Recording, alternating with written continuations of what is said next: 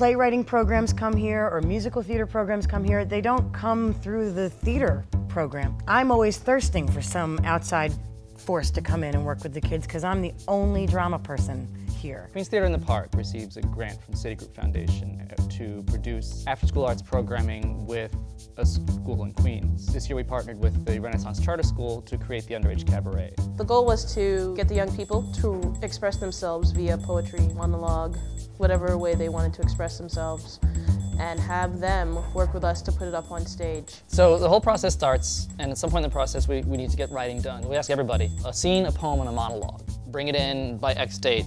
You know, we need the material in, and we got something from everyone eventually, except for Daniel. Daniel's piece, is that here? He doesn't have it, he says he gave it to me. He did give it to me, I gave it back to him. He said he would bring it back, he never brought it back. Daniel has a lot to say. Daniel came to this country from Colombia, coming from a foreign country, coming to New York, experiencing that and growing up here. He, in the first set of workshops, was surprised that so many kids in the school spoke Spanish because they weren't from a Spanish-speaking country, they were born here. I arrived, walking through the door and seeing familiar family faces I've never seen. I start beginning a language I didn't understand. My cousin speaks. Hey, what's your name? Hello, are you stupid? He doesn't speak English. Wow, now that I think about it, this was my first experience with the language and meeting my cousins. Every time a child is born into this world, it is nature's attempt to make it perfect human being. Every time a child is born into this world, it is nature's attempt to make it a perfect human being. Every time a child is born into this world, it is nature's attempt to make a perfect human being. Every time a child is born into this world, it is nature's attempt to make a perfect human being. It's challenging them to come out of their shell, which was a challenge for me when I was young. It was an interesting process to kind of witness. And it took a while to get them to get out of thinking and get into doing. Rochelle is that perfect example of get out of your head, stop thinking, and start doing. She wrote a wonderful piece about body image. Yeah. It's hard because he's... I know it's hard, Rochelle. That's why we're stuck on it. Look at Andrew and say whatever comes out. Man, I asked for that sweat. They said they go, yo, you need to drop a couple pounds because I need to be seeing a girl who like J-Lo. Good, keep going.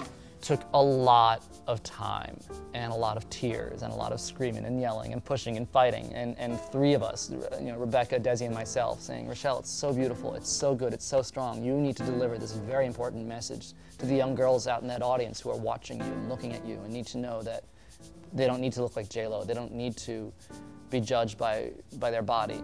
I think the revelation of her struggle being a model for other students rather than something to be ashamed or embarrassed about was a revelation for her. She seems to have really taken to the process of theater and invested in it in a way that I don't think she would have or could have had she not had this experience. I don't understand why these beautiful young ladies swear their back ugly, discombobulated, and unproportioned. I mean, ain't nobody perfect. I guess it's a teenage thing, hormones and your social life sort of change you. One day you feel sexy, the next day you don't. This program, it seemed to also give us the experience of acting, but also change us individually. My name is Francois Nicholas. I'm 14 years old, and I'm from Queens, New York. When I first wrote this piece, I was in 7th grade, and I was just like really tired of just everything that was going on in the world. As a black man in this world, I understand like life is so hard for us. People say that racism is over in this country, but I really don't feel that way. I feel that it's still going on, so that's why I feel that when I wrote this poem, it will allow people to understand that everybody's equal. And you may see a person's outside appearance as a smile, but on the inside, you really don't know what's going on. In this world, so many things is just going on, and everything's going so fast, ruining people's lives. People are dying, poverty, all that stuff.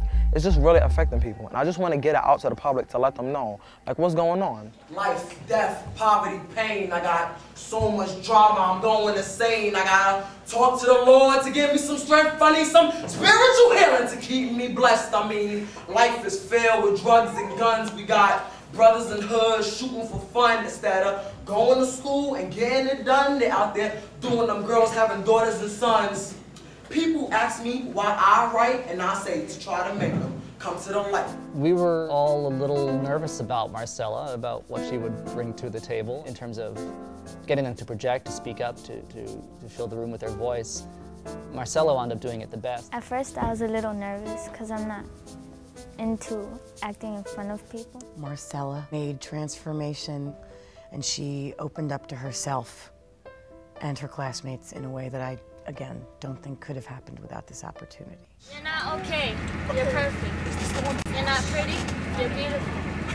And I don't like you. I love you. I can't stop thinking about you. You're in my dreams. You're in my mind. You're everywhere I go. So baby, please be mine. Because girl, I love you so.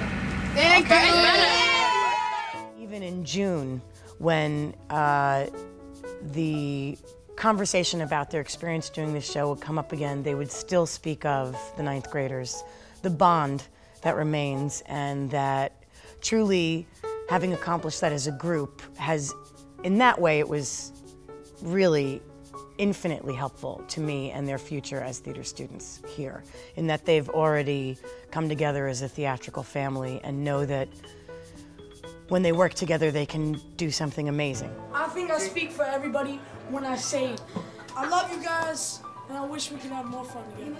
Yes. Tracy wants to speak.